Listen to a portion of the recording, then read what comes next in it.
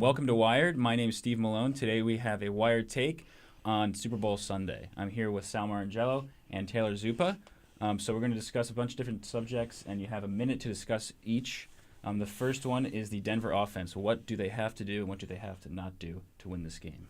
They pretty much, the biggest thing they have to do is, honestly, it's going to sound really simple, but score points. Seattle defense is the best defense in the league with the Legion of Boom in the secondary. They have Peyton Manning. This is why they signed him. They just have to score a lot. The Denver defense isn't going to hold Seattle for that much, so they need to put up a lot of points in this game.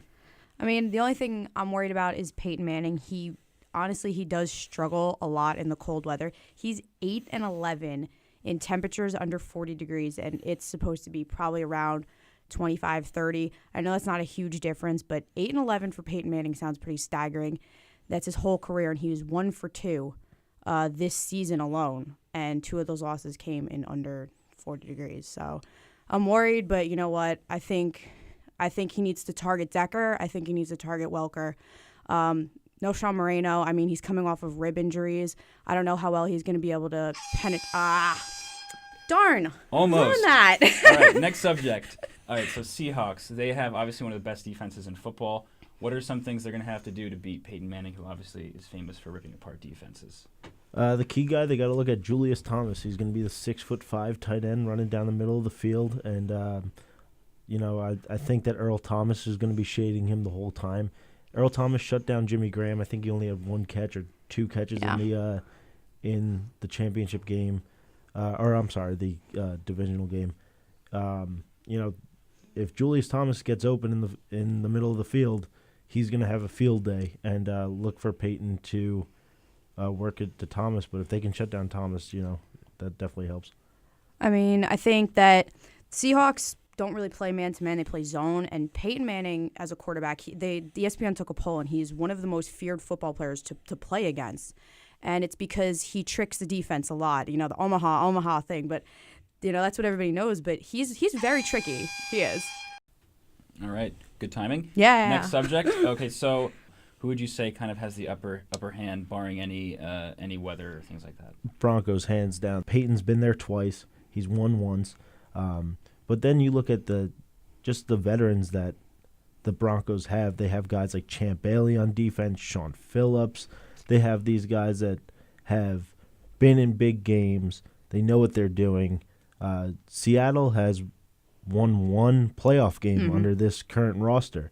And, it's 2 now. But it's tough for them. It's going to be tough for them to go into a Super Bowl because they just haven't been there. The point is, talent doesn't beat talent and experience. And I don't think even if the Seahawks do gain an upper hand, Russell Wilson's not their pivotal thing that's going to drive them to win the game.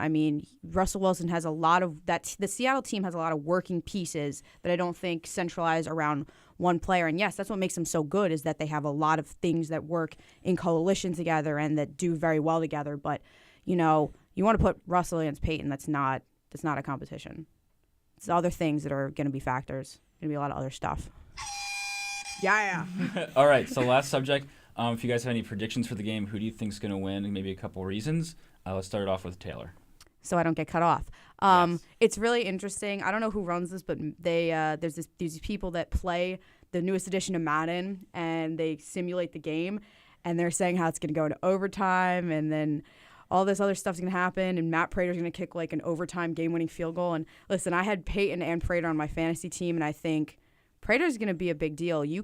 We've seen in past Super Bowls, that field goals and extra points can be the turning point of the game. And I'm going to go with Broncos. I don't know. Like I said, experience and talent can beat, just talent. It's sort of just simple math, I guess, in a weird way. All right, Sal, response. I'm thinking that it's going to be 24-17 Denver. Oh, you pulled out the numbers. Pulled out the numbers. I say that because Denver's offense will score points against the Seattle defense. Not as many as they're used to scoring. They're not going to put up 51, and Peyton's not going to throw for 330 and 4 touchdowns. But I think that the Seattle defense will keep them from scoring a little bit, but it's not going to be enough. And the Seattle offense is not, not elite enough to win in a shootout against Peyton Manning yet. Not yet, anyway. All right. Well, that is Wired Take for today. Until next Super Bowl, thank you very much for joining us.